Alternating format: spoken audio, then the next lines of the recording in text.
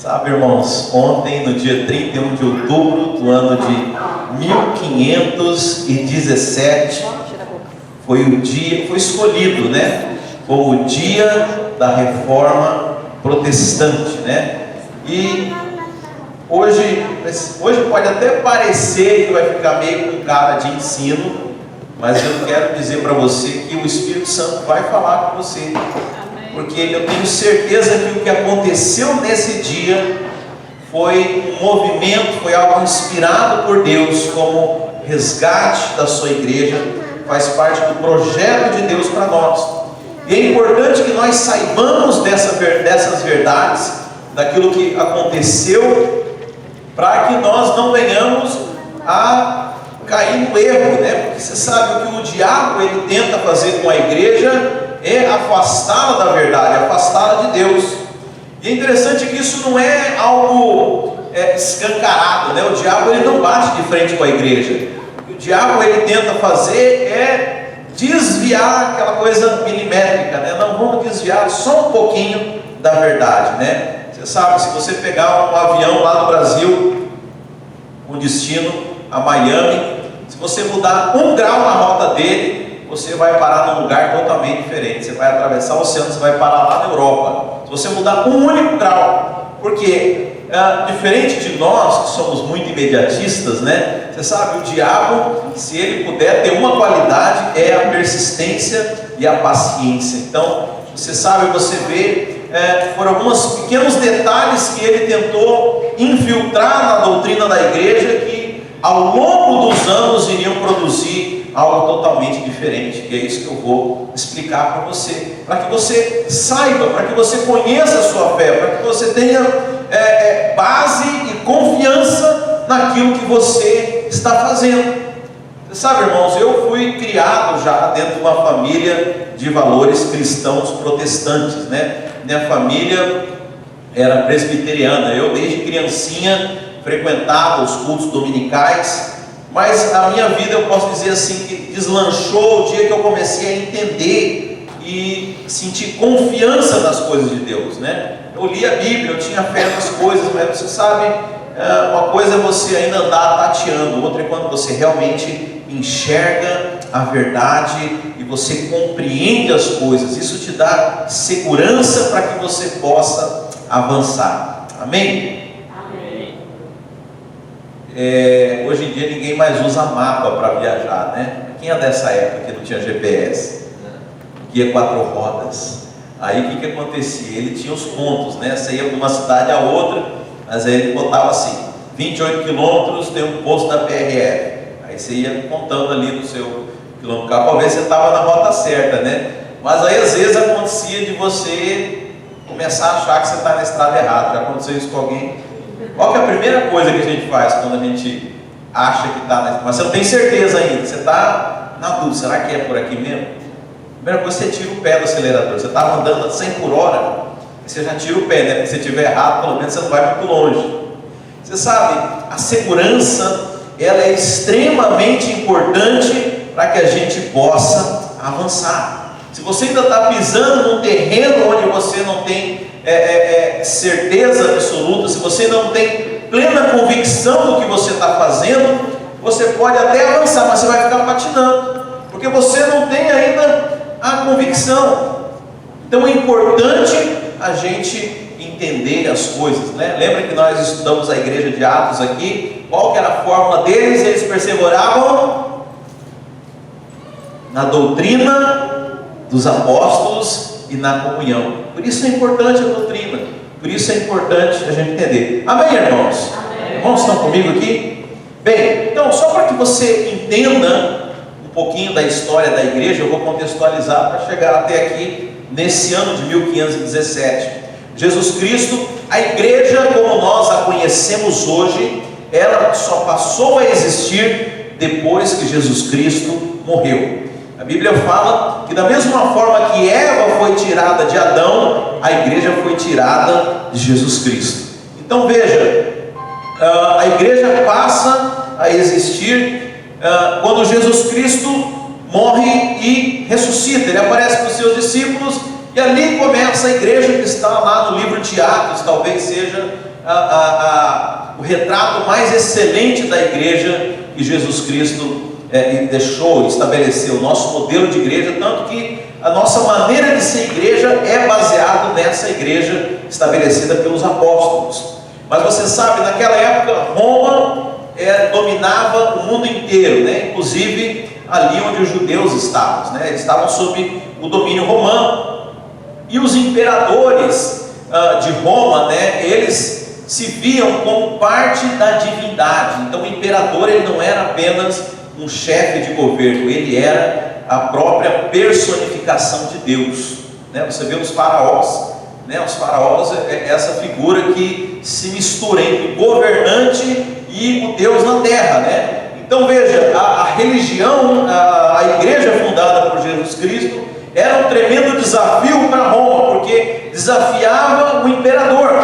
O imperador, ele se via como representante de Deus, mas esses cristãos que foram estabelecidos ali por Jesus Cristo no primeiro século, eles não viam o imperador como Deus.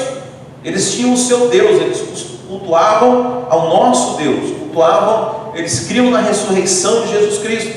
E aí Roma começa a perseguir a igreja do Senhor, né? Essa semana eu estava lendo sobre alguns heróis da fé, e eu falo isso até com uma certa vergonha, irmãos, porque se você vê o que aqueles homens e mulheres viveram ali nos primeiros séculos, e o que eles fizeram para não negar a sua fé, são coisas assim inacreditáveis, né? Eu estava lendo uma moça, uma mulher, que ela foi torturada para que ela para que ela negasse a sua fé em Jesus Cristo, e ela sobreviveu a torturas, e eles levavam, né, para o Coliseu, levavam para lugares públicos para poder fazer daqueles cristãos como um espetáculo público. E antes dela ser entregue aos leões, eles falam que eles a fizeram sentar numa cadeira, um ferro quente que começou a derreter uma parte do corpo dela, e os relatos, os registros, falam que aquele cheiro de carne queimada recendeu em todo aquele estádio, né? E as pessoas deliravam com aquilo. E o maior medo dessa mulher, os livros relatam, é que ela ficasse inconsciente antes de morrer e que negasse a sua fé. Uau, que coisa, né? Então, você vê que para o Evangelho chegar até nós hoje, foram através de grandes homens e mulheres santos que mantiveram, né, que entenderam, que enxergaram a Cristo, né, cuja perspectiva estava no porvir, não na vida de hoje, né? Então essa igreja começa a ser perseguida, e nós agora estamos no ano 300 com o imperador Constantino, que era o imperador de Roma, e Roma já está enfraquecida por conta de invasões bárbaras. Só que, e aí ele tem uma jogada, né? Eu sei que as pessoas que são mais românticas contam, né, que a mãe de Constantino se converte, ele tem um sonho e resolve aceitar Cristo, né? Mas os historiadores falam que não foi nada disso. Constantino estava sendo pressionado por causa das invasões bárbaras, e ele queria o apoio dos cristãos, que já eram numerosos, e aí ele decreta uma lei, ele faz um édito, né, do imperador. Ele diz o seguinte: um imperador na terra e um Deus no céu. Ou seja, agora o imperador não é mais um Deus, você pode cultuar o que você quiser, né? E a gente fala que foi Constantino quem oficializou o cristianismo como religião de Roma, mas ele abriu o caminho, e foi o imperador que veio após ele. Deixa eu pegar o nome aqui para você saber exatamente quem foi. O imperador Teodósio I, no ano 380, que instituiu o cristianismo como a religião oficial romana. Ok? Então, no ano 380, aquela igreja que até então, desde a morte de Jesus Cristo, era perseguida pelos romanos, 300 anos depois ela se torna a religião oficial do Império Romano, né? E de todo mundo, porque Roma naquela época ainda era dominava o mundo todo. Agora, e aí se foi fundada a Igreja Romana, né? Mais conhecida como Igreja Católica Romana, porque católico, irmãos, significa universal, ou seja, o imperador falou o seguinte: a partir de hoje, uma religião só no mundo todo, que é a religião cristã de Roma, né? Então, por isso, Igreja Católica, ou seja, universal, Igreja Católica Apostólica, porque é baseado no ensino dos apóstolos romana, de Roma. Os irmãos estão acompanhando? Então, só que é preciso vocês entenderem o seguinte, que até então, como que aqueles cristãos viviam, irmãos? Primeiro, eles não tinham templo. Você sabe, a maioria dos cristãos eram escravos, eles não tinham acesso a templo, eles se reuniam nas casas, eles não tinham pastores, eles não tinham líderes. Era uma igreja, eu sei que hoje está na moda esse termo, igreja orgânica. Era uma igreja natural, a vida de Deus se permeava na vida dos crentes. Sabe, o evangelho ele era pregado na conversa, lá na mesa da sua casa, lá na mesa de jantar, enquanto eles partiam o pão, um testemunhava, um falava de algo que aprendeu, e o Espírito Santo fluía entre aqueles crentes que realmente tinham tido uma experiência verdadeira com Jesus. Deixa eu dizer, não era moda ser crente, irmãos. Aliás, ser crente, ser convertido ao cristianismo, era você correr um risco de vida, porque o povo cristão era perseguido. Então, você ser um cristão, você tinha que verdadeiramente ter passado por uma experiência genuína e transformadora, a ponto de você falar: eu estou disposto a morrer pelo Evangelho. Então, até então era assim. Agora, no ano 380, quando o cristianismo passa a ser a religião oficial do mundo, né, a religião católica, o que acontece, irmãos? Quem já viu quando nós estamos diante de uma eleição agora, né? Hoje são os republicanos, né? Nós vamos supor, não sei aqui nos Estados Unidos, mas lá no Brasil é muito comum, né? Entrou um partido novo, aí todos os funcionários públicos, todo mundo se filia àquele partido, né? Porque afinal é o partido do presidente, eu não quero ficar mal com ele, né? O que acontece em Roma, meus irmãos? Que muitas pessoas se tornaram cristãos nominais. Ah não, agora tinha até um desenho animado, chamava Moda do Rei, não é isso? Eu não sei sobre o que é, eu nunca vi esse desenho, mas era mais ou menos isso. Agora o imperador é o que? É cristão? Não, então eu vou ser cristão também, eu quero ser cristão. E aí você tem um fenômeno que acontece, porque de repente aquele grupo de pessoas que genuinamente tinham tido uma experiência transformadora nas suas vidas, e agora você tem um outro grupo de pessoas que não teve a experimentação, não teve a vivência, e agora eles se denominam cristãos.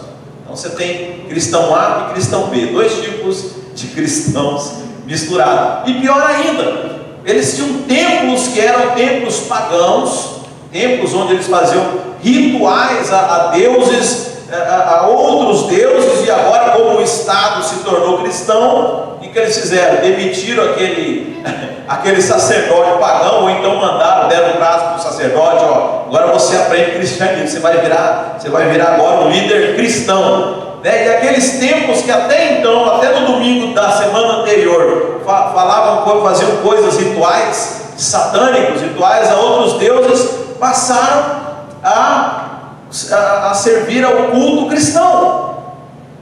Tanto que até hoje você tem elementos que não são do cristianismo. Vocês já pararam para perceber por que tem igrejas que acendem vela? Onde que está isso na Bíblia? Já viu na Bíblia alguém acendendo alguma vela? Foi herdado dos costumes pagãos. A vela ficou lá um tempo, alguém esqueceu de tirar, foi ficando e virou uma tradição que não tem origem no cristianismo. Deixa eu chocar todo mundo aqui. Você sabe, o Natal era uma festa pagã, não tinha esse nome.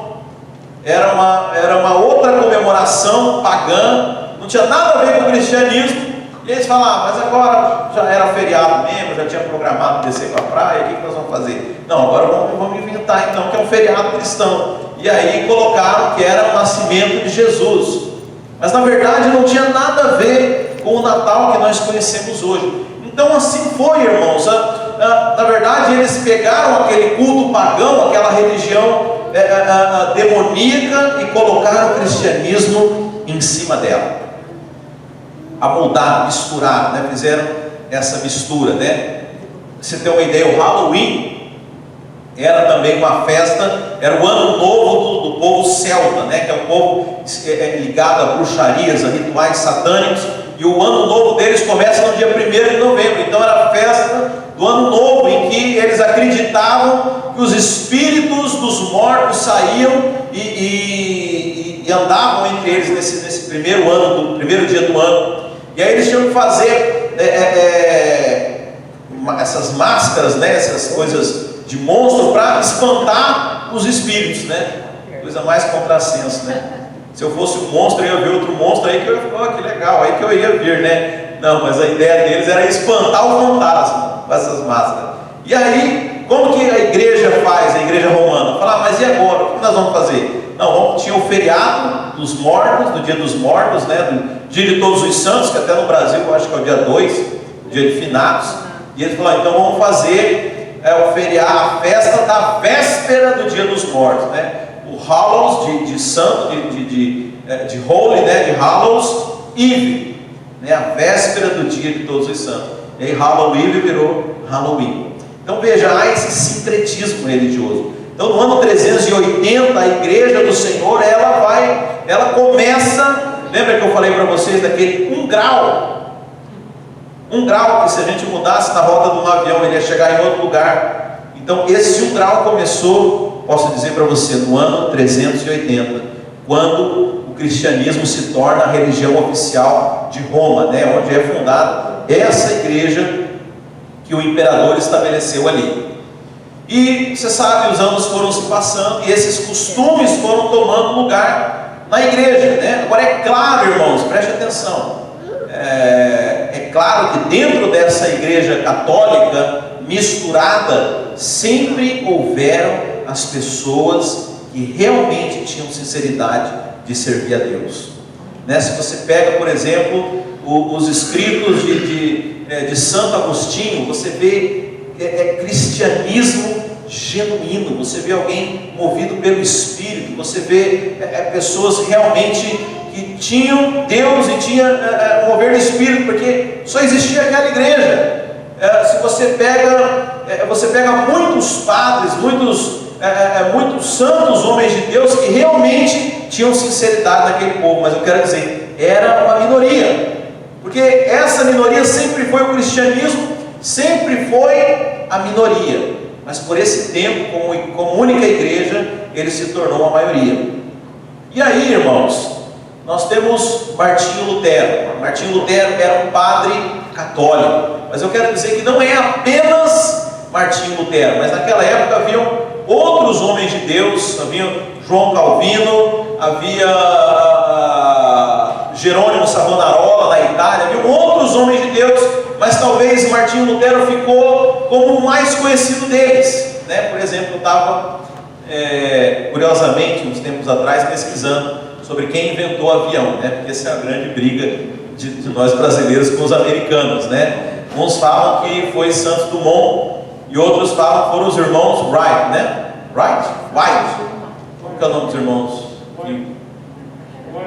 White. Veja, aí eu fui pesquisar sobre isso e a explicação mais contundente que eu escutei foi o seguinte: que não foi nenhum nem outro quem inventou.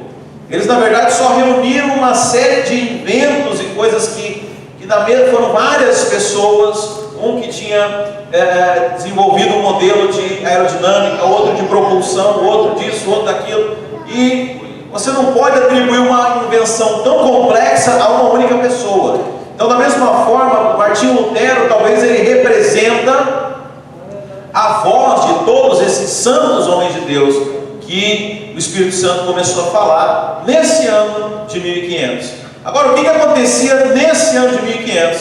Aquela igreja que começou ali no ano 380 já estava muito distante daquilo que ela deveria ser. né? O problema, muitos imperadores, muitos reis, governadores começaram, descobriram que a religião era uma forma de manipular as pessoas e começaram a utilizar isso e a distorcer a verdade segundo a sua própria conveniência. E aí esse homem, esse padre católico alemão, Martinho Lutero, ele começa um trabalho. Você sabe, a Bíblia só existia naquela época no latim. As pessoas não liam a Bíblia, as pessoas simplesmente iam para um culto religioso, e aquilo que o padre, aliás, você sabe, as missas eram rezadas, o padre ficava de costas para as pessoas, porque não é para você, é na verdade para Deus que ele ministra. E elas não entendiam nada, elas apenas decoravam trechos do latim, mas elas recitavam aquilo sem saber.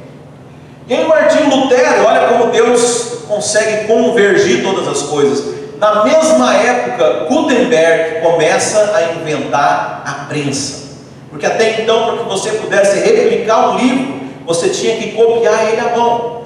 E naquela mesma época, claro que Deus faz convergir tudo, e há o tempo certo para todas as coisas. A Bíblia fala sempre da plenitude dos tempos. Naquele momento em que Gutenberg começa a criar a prensa, o primeiro livro impresso foi a Bíblia, Martinho Lutero começa a fazer a tradução da Bíblia, do latim para o alemão, para que as pessoas pudessem ter acesso à palavra de Deus. E aí, ele começa a entrar em conflito, porque Deus começa a falar com ele, como eu disse, não foi apenas ele, mas de coisas que a Bíblia dizia, mas que a igreja estava fazendo de forma errada. Então, esse homem começa a ter um tremendo conflito consigo mesmo, e ele começa a escrever uma carta para o Papa, que era o líder da igreja. E ele começa a escrever ponto a ponto as coisas que a Bíblia dizia que deveriam ser feitas e daquilo que a igreja, no entendimento dele, não estava fazendo de acordo com a Bíblia, né? E ele escreve 95 pontos, 95 teses, né? Se você olhar hoje no Google, você coloca lá as 95 teses de Lutero, você vai ver todas elas, né? E a ideia dele era ter uma audiência com o Papa. Então, imagina ele como homem de Deus. Eu sei que as pessoas às vezes acusam ele de querer rachar a igreja, mas não tinha outra igreja para ele ir. Só existia a igreja católica romana. Então, como que ele vai romper com o Papa se não tem outro lugar? Não existe outra igreja. Ele era um rapaz novo, então a ideia dele não era de maneira alguma romper com a igreja católica, mas sim fazer um movimento de reforma da igreja. Então ele pega aquelas suas 95 teses, só para você ter uma ideia, irmãos. Naquela época, por exemplo, uma das coisas que era comum a igreja fazer era o seguinte: venda de indulgências. Então, você tinha um parente que já tinha morrido, e para ele não ir para o inferno, você ia lá e pagava para a igreja, e a igreja, não sei como que eles faziam isso, mas ligava lá para o céu e falou: libera o cara aí do purgatório, pode liberar para ir para o céu, que já pagaram aqui a fiança dele. Era mais ou menos assim. Como eu estou falando, irmãos, a culpa não é da igreja. A questão foram pessoas mal intencionadas que começaram a utilizar a igreja, e aliás não é diferente dos nossos dias, como a gente vê pessoas usando o evangelho para poder extorquir dinheiro das pessoas. Mas essas pessoas mal intencionadas, e aí Lutero, ele escreve as suas 75 teses, né? E os pontos principais são os 5 solas, né? Que ficou mais conhecido, solas porque isso aqui está no latim, né? São esses 5 pontos aqui, que são os pontos que resumem todas as suas 95 teses. Eu vou falar cada um deles para você, não vou falar as 95, mas pelo menos os 5 pontos principais nós vamos falar aqui. E aí, ele não consegue ter essa audiência com o Papa. O Papa, por alguma razão, não deixaram ele ter acesso. E aí, nesse dia, 31 de outubro de 1517, Martinho Lutero pega as suas 95 teses. Ele era padre ali de uma paróquia, e ele prega essas teses na porta da sua paróquia, né? Essa imagem aqui, você vê a mãozinha dele ali, pregando, né, na porta, e tudo aquilo ali como uma forma dele ser ouvido, né, de dar publicidade àquilo que ele gostaria que o Papa escutasse, para que mudasse a Igreja Católica, né? Irmãos, o fato é que eu não vou julgar aqui a intenção de cada um, mas muitas pessoas que já estavam revoltadas com a Igreja Romana na Alemanha, eles estavam na Alemanha aqui, e naquela época eles estavam construindo a Basílica de São Pedro na Itália, em Roma. E se você, não sei se você já foi à Itália, já foi a Roma, assim, algo cheio de ouro, de muitas coisas. E naquela época eles estavam cobrando muito dinheiro das paróquias, assim, era mais ou menos assim, as pessoas iam para o culto e parecia pastor de umas denominações lá do Brasil, que só falava de dinheiro o culto inteiro, pegando e extorquindo dinheiro das pessoas. Então muitas pessoas já estavam revoltadas com essa maneira. E aí, eu acredito, irmãos, tá, que não talvez pela pureza, pelo desejo de realmente seguir a Deus, mas muitas pessoas se aproveitaram disso também para poder se rebelar contra a Igreja Católica. Assim, foi um discurso, tipo, eu não estava muito interessado na sinceridade de servir a Deus, mas eu usei daquilo para poder dizer que eu vou romper com Deus. Não, eu não quero saber mais dessa igreja, e usou isso aí como desculpa. Então veja, em todos os ambientes nós temos pessoas bem intencionadas e temos pessoas mal intencionadas. Então nesse dia, Lutero, ele prega suas teses e ele detona, né? ele desencadeia uma revolta, principalmente ali na Alemanha, das pessoas com a Igreja Católica. E aí a igreja começa a perseguir ele é obrigado a fugir para a Inglaterra, e lá ele também dissemina as ideias dele. Já havia João Calvino lá, e aí também você começa a fundar, e aí foi fundada uma nova igreja, a igreja que é reformada, uma igreja protestante. Entendeu por que nós somos chamados de protestante? Porque a gente protesta. Surgiu desse protesto, né? Mas talvez esse termo protestante ele é mais usado de uma forma pejorativa, né? O termo correto seria a igreja reformada. Ou seja, nós cremos da mesma forma que a Igreja Católica, nós cremos no ensino apostólico, nós somos cristãos, mas nós somos reformadores. Nós entendemos que esse ensino que se estabeleceu lá na igreja primitiva se deturpou, se desviou, e aí no ano de 1500 nós optamos por reformar e fundar uma nova igreja, já que a igreja original não acompanhou essa reforma. Aliás, hoje acompanhou, tem muitas coisas na igreja católica que não tinham mais, como era no ano de 1500, como isso que eu te falei, da questão da venda de indulgências. Hoje a igreja católica, ela já se modificou, mas na época não houve essa abertura, e aí a igreja é fundada uma nova igreja baseada nisso que Martinho Lutero, nessas verdades. Agora, resolveu o problema, irmão? Sim ou não? Não. Nós nascemos como igreja reformada, como igreja protestante no ano de 1500, mas deixa eu dizer, ainda hoje o diabo persiste em nos desviar da verdade.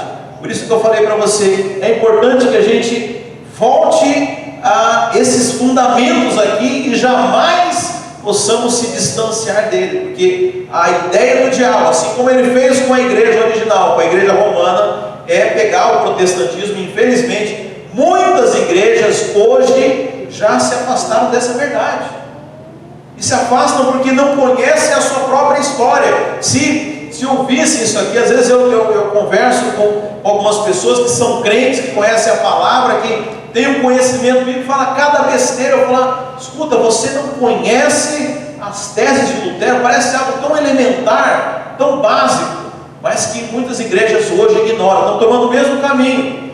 Talvez seja preciso a reforma da igreja reformada daqui a uns tempos, mas não precisa, porque o que aconteceu aqui em 1500 só havia uma igreja, e hoje não, hoje existem N igrejas, né? Então você não precisa romper com a igreja que você está, você simplesmente vai para uma igreja que busca isso aqui, busca um ensino reformado. Então, irmãos, dito isso, amém? Os irmãos estão conseguindo acompanhar? Amém. Eu falei, o negócio hoje era mais histórico, né? Era mais ensino, mas é de extremamente importância, porque isso aqui vai determinar a sua vida cristã. Isso aqui tem influência. Quer ver que eu te dou um exemplo?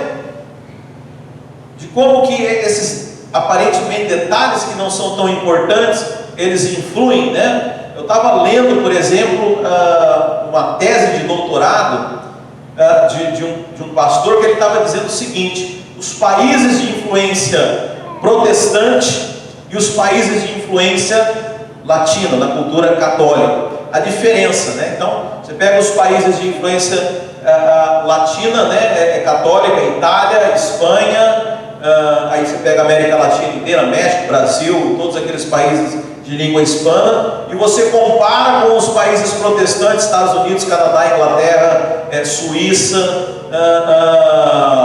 Alemanha e toda a Europa, né? Você vê a diferença de desenvolvimento, né? E na tese dele, ele dizia o seguinte, que o protestante, ele é alguém rígido nos seus entendimentos. Vou tentar exemplificar aqui. Ele falou, por exemplo, questão da educação. Diferente da igreja romana, que o culto, você não precisava ler a Bíblia, o protestante, desde que você chega na igreja, você é estimulado, incentivado a ler a Bíblia. Então, ele traça um paralelo do nível de alfabetização desses dois tipos de cultura. Ele fala que a cultura protestante, ela se desenvolveu mais na educação, por causa da influência religiosa. Então, irmãos, parecem detalhes, mas que vão te levar para um lugar diferente. Então, eu vou falar hoje sobre esses 5 solas, né? Sola no latim significa somente, tá? Então, o primeiro deles é sola scriptura, né? Somente as escrituras. Então, eu quero dizer para você que para nós protestantes reformados, o nosso único manual de fé é a palavra de Deus. Amém? Veja, porque mas parece tão óbvio para a gente, né? Mas para a igreja que não era reformada, para a igreja romana, aquilo que o Papa, como representante de Deus, falava, tinha a mesma importância do que a Bíblia. Os costumes da igreja tinham a mesma importância que a Bíblia. Sabe, eu não estou dizendo que o que o seu pastor fala não tem valor, não estou dizendo que os costumes da igreja, você sabe, a igreja tem alguns costumes, né? Por exemplo, a aliança. A aliança não está na Bíblia, mas é um costume da igreja, é um costume bom, não tem nada errado com isso, mas deixa eu dizer, a palavra final é a Bíblia, somente a Bíblia é o nosso manual de fé. Pastor falou não sei o que, onde é que está na Bíblia? Não está na Bíblia, mas isso aqui é costume, é tradição. Não, o nosso manual de fé é a Bíblia. Parece tão óbvio, mas deixa eu dizer, era algo realmente extraordinário naquela época. Você falar o seguinte, não, o que o Papa falar não importa para mim, o que importa é o que está na Bíblia. Sabe, esse foi o primeiro dos pontos. Solos Cristo, ou seja, somente Cristo. Sabe, o costume daquelas pessoas, né? Até hoje, né, se cultiva isso na igreja romana, é de você ter intercessores além de Jesus Cristo, de você ter homens santos, né? De você fazer pedidos, promessas, fazer acordos com homens santos que não a Cristo. E Martinho Lutero disse, não, é somente Cristo. A palavra de Deus, ela é clara. Jesus disse, ninguém vem ao Pai, senão por mim. Não há outra maneira, irmãos. Não há outra maneira, né? Aliás, na igreja católica é muito forte a imagem de Maria. Sabe, irmãos, eu não discordo de você que Maria era uma mulher santa. A Bíblia fala que Deus achou graça em Maria. Foi uma mulher escolhida entre todas aquelas mulheres por uma missão especial. Mas deixa eu dizer, ela não tem atributos de divindade. Então tem pessoas que oram para Maria. Deixa eu dizer, a Bíblia fala que quem que é a divindade, irmãos? Pai, Filho e Espírito Santo. Quais são os atributos da divindade? Onipresença, onisciência e onipotência, ou seja, Deus Todo-Poderoso, Deus que está em todo lugar e Deus que sabe todas as coisas. Isso é a Trindade. Maria não tem os atributos da divindade. Então, como é que você vai orar para Maria se ela não pode estar em dois lugares ao mesmo tempo? Se ela está escutando falando lá, como que ela vai escutar a sua oração? Se Maria está no lugar, ela não pode estar aqui com você, porque ela não é onipresente. Ela não pode te escutar, porque ela não é onisciente. Então veja, mas de onde que vem essa forte presença, esse destaque que a Igreja Católica dá para Maria? Lembra que eu falei que lá no ano 380, quando a Igreja Cristã começou a tomar o lugar nos templos pagãos, você sabe quem que eles adoravam naquela época? Semiramis e Nimrod. Tá? Se você quiser olhar no Google, Semiramis e Nimrod. Então eram dois deuses daquela época. E você sabe, se você jogar no Google Semiramis e Nimrod, você vai ver exatamente aquela imagem que hoje a Igreja Católica mostra de Maria e o menino Jesus. Na verdade, essa imagem não é de Maria e do menino Jesus. Ela vem de antes, porque era Semiramis e Nimrod, que eram deuses egípcios que muito antes da vida de Jesus Cristo. Então esse sincretismo, essa mistura onde você pega esses elementos pagãos e aí fala, gastei tanto para fazer essa estátua aqui, o que eu vou fazer agora com Semiramis e Nimrod? Aí o imperador olhou e falou, Maria e Jesus, está resolvido. Você sabe, você entende? Nós precisamos saber o porquê das coisas. Então, essa ênfase, porque veja, a Bíblia, como eu disse, a Bíblia fala das virtudes de Maria, mas a Bíblia não atribui nenhuma dessas atributos de divindade a ela. Da onde que vem isso, irmão? Isso não está na Bíblia. São poucas linhas que falam a respeito dela. Por que dessa ênfase? Veja, se Deus quisesse que a gente desse importância a ela, Deus iria dar mais ênfase, a Bíblia daria mais ênfase. Mas da onde que vem isso? Vem de uma cultura herdada de outras religiões, que não é a religião cristã. Então veja, Martinho Lutero fala isso. Por isso que na igreja reformada nós não temos imagem de santo. Mas você não acredita que existe santo? Acredito. Você está olhando para um aí do seu lado, porque a Bíblia fala que nós fomos santificados pelo sangue de Jesus. Mas a Bíblia, na igreja romana, santo é aquele que teve um exemplo de vida ótimo, maravilhoso, bênção demais, como eu citei aqui, homens santos que viveram dentro da igreja católica, que tem que ser referência para nós. Agora, você não pode atribuir elementos de divindade, você não pode orar para um cara desse, porque ele não está te escutando. Somente Jesus é o caminho, isso é categórico. Ou você acredita no que Jesus falou, ou Jesus é um mentiroso, porque foi ele quem disse: ninguém vem ao Pai senão por mim. Não adianta você pedir para quem for, ou você tem que admitir que Jesus está mentindo aqui. Então isso foi algo que Martinho Lutero bateu de frente com a igreja romana, porque eles tinham esse culto aos santos, tinham culto à imagem. Mais do que isso, você sabe que uma das coisas, eles tinham lá o que eles atribuíam ser o santo sudário, aquele lençol que enrolaram Jesus, que nem sabe se era de verdade mesmo o santo sudário. Eles acreditavam que aquilo tinha poder. Eles tinham lá uma caveira, irmãos, lá em Roma, eles atribuíam que era o crânio, a cabeça de João Batista. Você sabe, João Batista, ele foi decapitado, e eles tinham lá uma caveira que falavam que era a cabeça de João Batista, e o cara olhava para ela, ia lá fazer a procissão, ia lá para Roma, e olhava para ela e era curado. Até hoje é assim. Nós tivemos esses dias agora um feriado lá no Brasil, onde as pessoas acreditam que se elas forem lá para a Aparecida de joelho, agora, meus irmãos, explica a lógica disso. A Bíblia fala que tem que ter uma fé. Nós temos um culto que é racional, e mostra o que Deus ganha com você se flagelar. Me explica. Ou pior, o cara fala: não, vou fazer um sacrifício aqui para Deus abençoar. Mas você combinou com ele antes? É uns combinados assim, você mesmo decide por ele, Você perguntou se é isso que ele quer? Então Lutero, ele fala o seguinte: somente Cristo, somente Cristo, somente por meio dele, por ele e para ele. Amém, meus irmãos? sabe? Então esse é um valor nosso, esse é um valor inegociável. Ninguém salva ninguém, a não ser Jesus Cristo.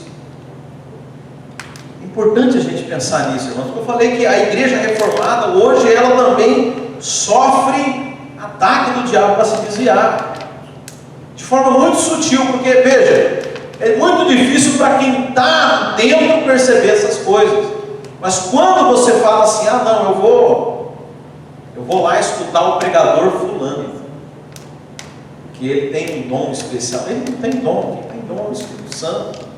Ah não, eu vou lá ver ciclano. O que você está dizendo? Sabe, você está atribuindo aquilo que só Deus pode fazer a um homem. Então nós temos que tomar muito cuidado. Eu falo que por causa da nossa herança religiosa, por causa da nossa carga de religião, daquilo que nós aprendemos como referência no Brasil, nós temos um sério problema com isso. Porque veja, dentro da igreja romana, você tem um sacerdote, que é aquela pessoa que está lá na frente, é o padre, ou é o bispo, é o arcebispo. Ele é um sacerdote, é ele quem ministra a Deus. Mas na igreja de Jesus Cristo, todos nós nos tornamos sacerdotes, amém? Amém. Quantos sabem disso? Amém. Amém. Mas qual que é a nossa tendência? É sentar e olhar o pastor falar, mas vem cá, isso não é da Bíblia. Porque você é sacerdote, você está assistindo um outro sacerdote. Eu não estou aqui ministrando ao Senhor. Quem ministra ao Senhor é você. Você veio aqui prestar um culto. A gente não fala assim, eu vou lá assistir um culto. Não fala isso aqui não, minha gente. Você não veio assistir culto não. Você veio prestar um culto a Deus. Porque todos nós somos sacerdotes. Isso aqui foi Lutero quem falou. Chama-se sacerdócio universal dos crentes. Quando alguém te perguntar isso, o que é sacerdócio universal dos crentes, Valdeci? Todo crente é um sacerdote. Nós não precisamos mais de mediadores. Não é mais o pastor, não é mais o padre, não é mais o curandeiro, não é mais o pajé. Não, você ministra diretamente a Deus por causa de Jesus Cristo, que rasgou o véu de cima a baixo e nos deu acesso ao Pai. Amém? Aleluia. Lutero falou isso. Era um valor que tinha sido esquecido na igreja. O que mais? Sola gratia, ou seja, somente a graça. Somente pela graça. O que é graça, irmãos? Favor imerecido. É favor para quem não merece. Ah, mas existe favor merecido? Não, aí já não é favor. Para ser favor, tem que ser imerecido. A partir do momento que é merecido, já deixa de ser um favor. Eu vivo falando com os irmãos aqui do exemplo que está lá em Romanos 4. O cara trabalhou o dia inteiro, aí ele vai lá para receber. Eu pergunto, esse salário que o patrão vai pagar é um favor para o cara ou não? Claro que não, ele trabalhou, é direito dele. Agora, se o cara não trabalhou, ele vai lá pedir um dinheiro para o patrão, aí é favor. O patrão dá se quiser. Então graça é favor imerecido. Deixa eu dizer, se você merece, já não é favor.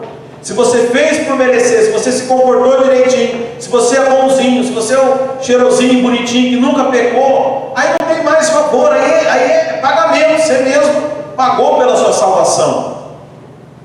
Agora, a Bíblia diz que isso é uma tremenda hipocrisia, né? Porque homem nenhum conseguiu cumprir a lei de Deus. Então é sempre pela graça, somente pela graça. Então esse aqui é um valor, isso aqui foi profundamente contrastante com aquilo que eles viviam, porque qual que é a premissa de toda religião? Qual que é, irmãos? A premissa de qualquer sistema religioso: você se comporta bem e aí você vai para o céu. Menininho se comporta bem, papai do céu abençoa. Qualquer sistema religioso é assim. Pode inventar a religião que você quiser, aí eu te mostro que é desse jeito. A encarnação, como que é a encarnação? Você fica uma pessoa boa, você fica nice nessa vida e você reencarna melhor. Comportamento, pagamento, sim? Comportou bem? Reencarna melhor. Ah, vamos lá para o islamismo. Não, você cumpre as leis de Maomé, de Alá e não sei o quê. E aí quando se você for um cara bom, no dia do julgamento, você sabe como que é o julgamento do islamismo?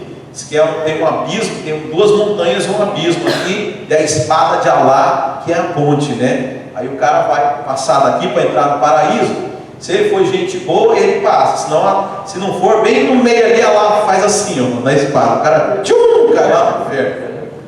Então, se você for um cara bom, você vai no paraíso. Irmãos, toda religião é pagamento. Pagamento e recompensa. A única religião, deixa eu dizer, o que nos difere de toda religião, por isso que eu não falo que cristianismo é religião, porque nós não somos, religião é isso, é desempenho e pagamento. Cristianismo não pode ser chamado de religião, porque veja, não depende de você, é a graça de Deus. Deus falou assim: olha, eu criei um lugar muito bom, eu amei o mundo de tal maneira, eu quero você aqui, quem quer vir comigo? Eu quero, você vai para o céu. É só isso, irmãos, é só você crê com o coração e confessa com a sua boca, e você vai ser salvo. Só isso, pastor. Somente a graça, mais nada, irmão. Não tem nada a ver com religião. Por que é difícil a gente aceitar isso? Porque nossa referência é a religião.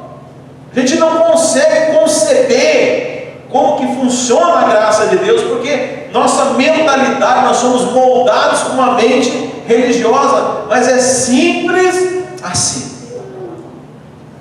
Você sabe que o pecado que fez com que o homem se afastasse de Deus, qual foi? A maioria das pessoas pensa que foi desobediência, mas a desobediência foi só o desdobramento do pecado.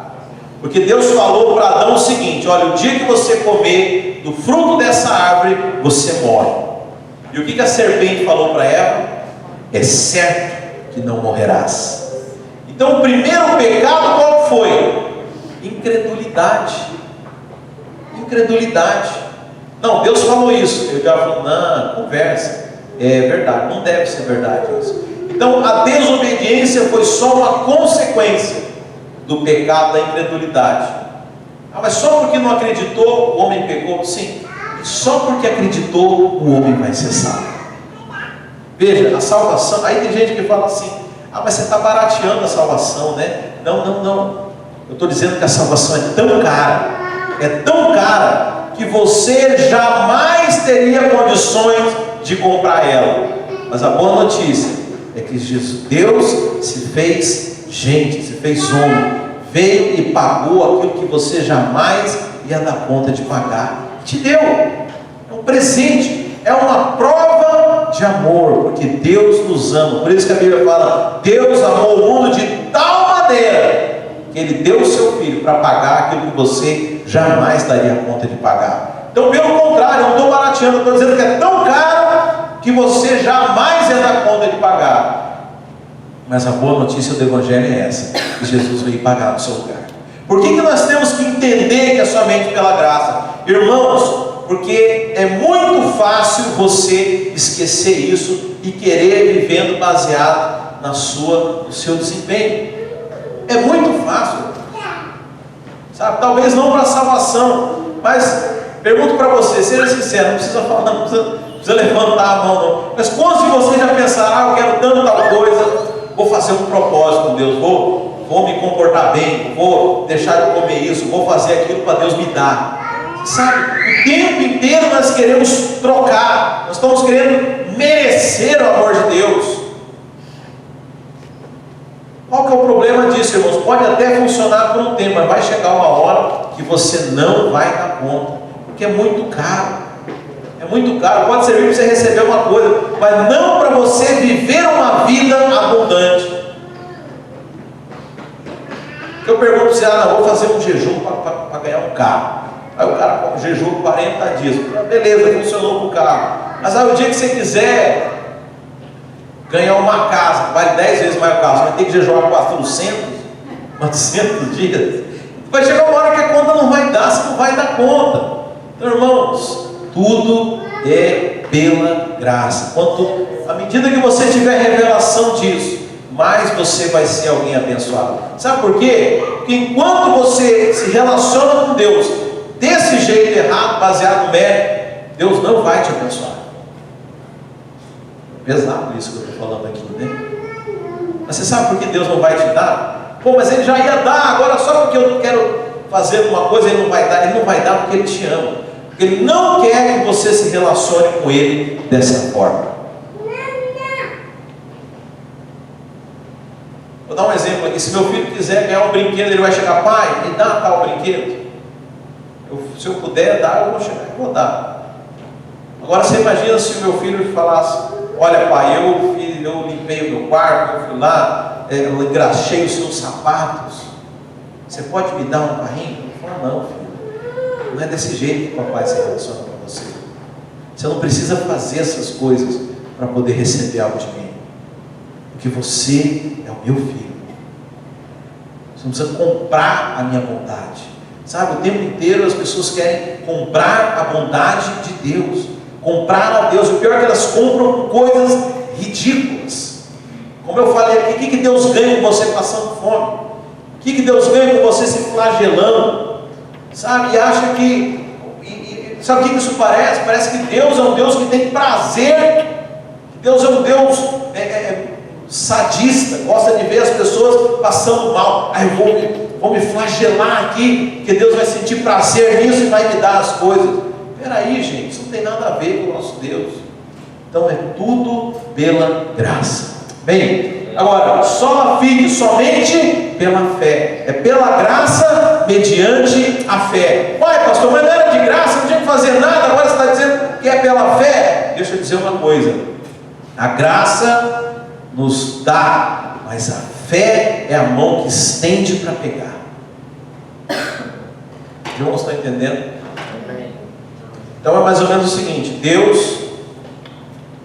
Ele fala assim: está aqui, filho, está aqui, é teu, é de graça. Mas se você não estender a mão e pegar, você não recebe. Ele te deu.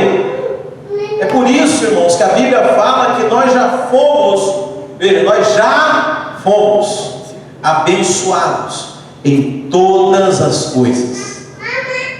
A Bíblia fala que Deus nos abençoa segundo tudo aquilo que nós necessitamos. É assim que a Bíblia fala? A Bíblia fala que Deus nos abençoa segundo as suas riquezas. Você tem ideia do que é isso, irmão? É muito mais do que pedimos ou pensamos. Agora, qual é o problema? Não é aquele que estendeu a mão para dar. O problema é a gente ter fé para estender a mão, para receber. E o problema disso, muitas vezes nós não temos fé para receber, porque nós não acreditamos na graça. E aí você fala assim: não, eu pedi para Deus um carro e Ele me deu um carro. Eu falei: por que você não pede um jatinho? Não, jatinho não. E vai. A Bíblia fala: aquele que não poupou ao seu próprio filho, acaso nos negaria alguma coisa? Você está me entendendo? É mais ou menos assim: Deus deu um filho dele para morrer por você. Você acha agora que ele vai... não, uma geladeira nova para a Águia? Não, é muito caro. Side by side, aquela para televisão na porta, é demais. Mas Deus deu o filho dele para você. O que é uma geladeira? O que é um carro? O que é um green card? O que é Irmãos, o que falta? É a fé para estender a mão. Então é tudo pela graça. Mas por que é mediante a fé? Porque se você não estender a mão para pegar, você não recebe. Posso falar: irmãos, vem aqui na igreja, olha, nós estamos distribuindo, sei lá, estamos distribuindo barra de ouro aqui no prédio da igreja, até às 6 da tarde. Se você não tiver fé para vir receber, você vai perder. Mas está lá, não depende. A questão não a questão não é aquele que dá, Deus já deu. A questão é a gente. Então veja, tudo é pela graça, mas somente a fé.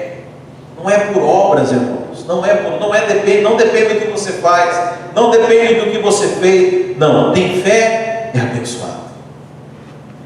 Nessa passagem de Romanos 4, deixa eu ler aqui. Já estou terminando a palavra, nem abri a Bíblia, deixa eu ler pelo menos um versículo para vocês. Romanos 4, irmãos. Como eu falei desses dois trabalhadores, né? Pergunto: aquele que trabalha precisa de fé para receber? Ou seja, aquele que se comporta direitinho precisa de fé para achar que Deus vai abençoar? Não. Agora, convenhamos, né? O cara que está todo erradão tem que ter fé para receber as coisas de Deus. Sim ou não? Só que agora eu vou contar um segredo para vocês. Está todo mundo erradão. Até aquele irmãozinho que você fala: não, esse aqui é santo demais, esse aqui está bem na foto. Está erradão do mesmo jeito, irmãos. Porque o padrão do homem, por mais que aos nossos olhos o cara seja certinho, perto de Deus. A Bíblia fala lá no livro de Isaías que a justiça humana é um trapo de imundície para Deus. Então pensa aí no homem mais certo, mais santo que você já viu.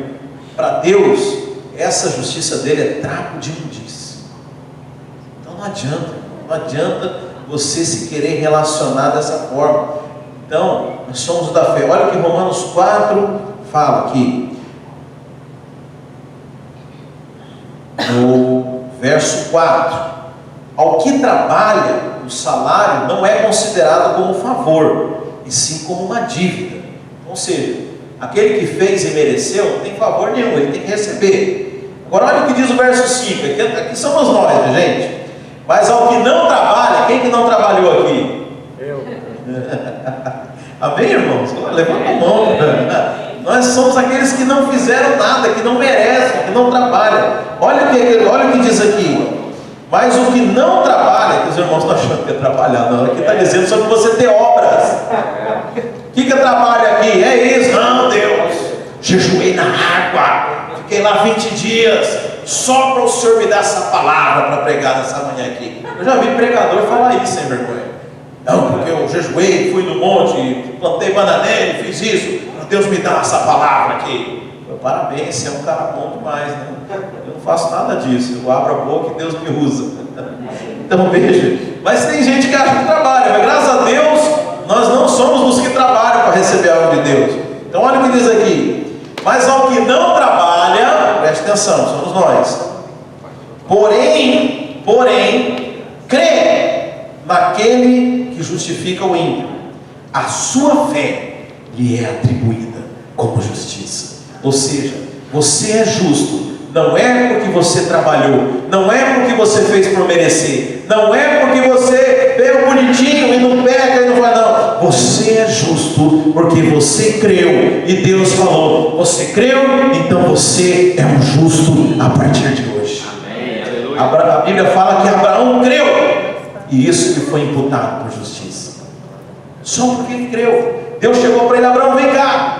Olha essas estrelas aqui no céu. Olha, a sua descendência vai ser maior do que essas estrelas. Olha essa areia do mar aqui. A sua descendência vai ser mais numerosa que as areias do mar. Sabe o que aconteceu? Abraão não questionou, falou. Abraão deve ter respondido: se tu falas assim, Senhor, assim será. A Bíblia fala então que Deus diz: porque Abraão creu, agora você se tornou justo. Agora é interessante essa justiça de Abraão, porque depois disso, a Bíblia fala que Abraão pecou. Abraão foi ter um filho, olha só a ideia, né? Essa promessa de Deus começou a demorar, e esse é o problema. A gente até crê que é justo, mas a promessa começa a demorar, e aí você começa: será que era mesmo? Será que? Mas aí não aconteceu nada, e aí a promessa começou a demorar, e aí, você sabe, ele tinha uma escrava lá chamada Agar, devia ser muito bonita, né? Ele já estava olhando e tal, e aí Sara tem uma ideia: Abraão, eu não posso te dar filho, Deus falou que ia te dar uma geração, por que você não tem um filho com Agar? Irmão, irmãs, cuidado com o que vocês falam com o marido de vocês. Cuidado com o que vocês falam. Olha a ideia que Sara foi dar para Abraão, para ter um filho com a empregada. Não está certo isso. O que Abraão fez? O que vocês acham? Foi lá ter relação com a empregada. Pergunto, isso foi certo? Mas Abraão continuou justo. Abraão continuou justo. Abraão fugiu, foi lá para o deserto, começou a passar fome. Deus havia prometido que ele ia ter uma geração, mas ele ficou com medo de morrer. Mas ele tinha uma promessa de Deus. Ele foi lá para a casa de Abimeleque. E você sabe, lá era o seguinte: se a mulher era bonita e era casada, eles matavam o cara para poder ficar com a mulher. E aí Abraão ficou com medo de morrer. E aí perguntaram: e essa mulher aqui? Quem que é, Abraão? Não, Sara é minha irmãzinha, né? Sara é minha irmã. E aí Abimeleque pega, não tem relações com ela, mas Deus aparece em sonho para Abimeleque: olha, essa mulher tem dono. Se você ter relação com ela, você vai morrer. E aí passa aquele cargo todo, né? Veja, Abraão mentiu, Abraão pecou, mas esse é o justo de Deus, porque a sua justiça não é pelo que você trabalha, não é baseado nas suas obras. A sua justiça é porque você creu que é justo e foi justificado. Sola fide, somente pela fé. Amém, meus irmãos? Não há justificação por obra. Nunca, irmãos, nunca, jamais acreditem que você vai ficar melhor com Deus por alguma coisa que você faz. Ah, não, eu vou lá falar para o pastor para eu poder ter um cargo na igreja, quem sabe eu fico mais perto de Deus. Não vai ficar mais longe, miserável. Só para você pensar desse jeito, porque não é o que você faz, é tudo pela fé. Ah, mas eu já vi o cara jejuar lá 40 dias, 40 noites e ganhar o que ele queria de Deus, né? Então, veja, não duvido daquilo que Deus faz, mas eu acredito que essas pessoas, ao fazerem isso, recebem fé para poder receber as coisas de Deus, mas não precisava ter passado por aquilo. Está me entendendo? Irmãos, as maiores bênçãos que eu recebi na minha vida, eu não estava nem esperando por elas. Sabe que esse negócio de pedir também é um problema, né? Às vezes a gente não sabe pedir. Tem pedido que eu fiz para Deus, mas graças a Deus que Ele me escutou. A gente pede mal demais, sabe? Nós temos que confiar e ter fé em Deus. E por último, irmãos, só lhe deu glória, toda glória a Ele toda glória. Agora, isso aqui é uma consequência. É uma consequência de sola gratia, de sola fide. Deixa eu dizer, toda a glória é de Deus, a Ele toda a glória. Ninguém aqui pode ter glória de nada, porque aqueles que acreditam que é baseado no seu desempenho, que não acreditam na graça, de quem que é a glória? A glória da pessoa. Então, você olha lá aquele pastor bem sucedido e fala: mas fala a verdade, irmão, seja sincero. Você vê um cara lá bem sucedido, ricaço, você fala: nossa, esse cara deve ser santo demais, Deus deve ter a pena. Isso aí, meu Deus, isso aí não deve nem ir no banheiro, tão santo que esse cara deve ser, né? Porque no fundo você acha que é baseado nele. Agora deixa eu dizer, essa é a glória humana. Agora quem entende a graça de Deus, você sabe, irmãos, eu tinha um problema em às vezes contar algumas bênçãos que haviam acontecido na minha vida. E eu parei para pensar e eu falei o seguinte: sabe por que eu tenho vergonha? Por que eu fico constrangido em falar de algumas coisas na minha vida, de alguma coisa que aconteceu, ou que eu tenho? Porque no fundo, eu pensava que dependeu de mim. E se dependeu de mim, eu estou me vangloriando. Mas quando você entende que tudo é a graça de Deus, você não participou de nada, a glória é toda dele, não tem problema de você contar, porque você só está glorificando a Deus. Sabe, então, a glória de Deus, se você, deixa eu dizer, se você precisar merecer a tua salvação, a glória já não é mais de Deus, a glória é sua. Fala: não, eu me salvei, olha eu aqui, ó, fui um cara bom, eu fiz tudo, eu dei oferta para os pobres, eu servia na igreja, eu fazia isso, aquilo. Então, em outras palavras, eu dei conta de me salvar. Aliás, esse foi o problema dos fariseus, né? Na cabeça deles, eles cumpriam a lei de Deus. Não foi assim que aquele jovem rico que chegou para Jesus e falou: Senhor, bom mestre, cumpro toda a lei. Sabe, o fariseu, ele achava que cumpria a lei. E deixa eu dizer, quem cumpre a lei não precisa de um salvador. Por que quem recebia Jesus eram as prostitutas, eram os publicanos, eram os pecadores? Porque esses sabiam que eles não davam conta de cumprir a lei. Então eles precisavam de alguém para salvar eles. Agora, quem cumpre a lei precisa de um Salvador? Claro que não, irmãos. Então, desiste dessa ideia besta de querer agradar a Deus através de cumprir a lei do seu comportamento, de ficar bonzinho. Ah, quer dizer, pastor, pode chutar o balde. Falou, peraí. Você faz, você serve a Deus, você tem obras como consequência daquilo que você é, na sua identidade, mas não para poder receber algo de Deus. Amém, meus irmãos? Amém. Glória a Deus. Então, espero que eu tenha dado um panorama aqui para os irmãos, né? Por que nós celebramos a reforma protestante? Valores que são assim essenciais. Você sabe que toda a igreja reformada, então, ela foi construída em cima desses valores aqui. E sim, como a gente vê que hoje as igrejas estão se afastando dessas verdades tão elementares, né, que foram faladas há tanto tempo atrás. Mas que você tenha consciência disso e guarde essas palavras com vocês. Amém, meus queridos?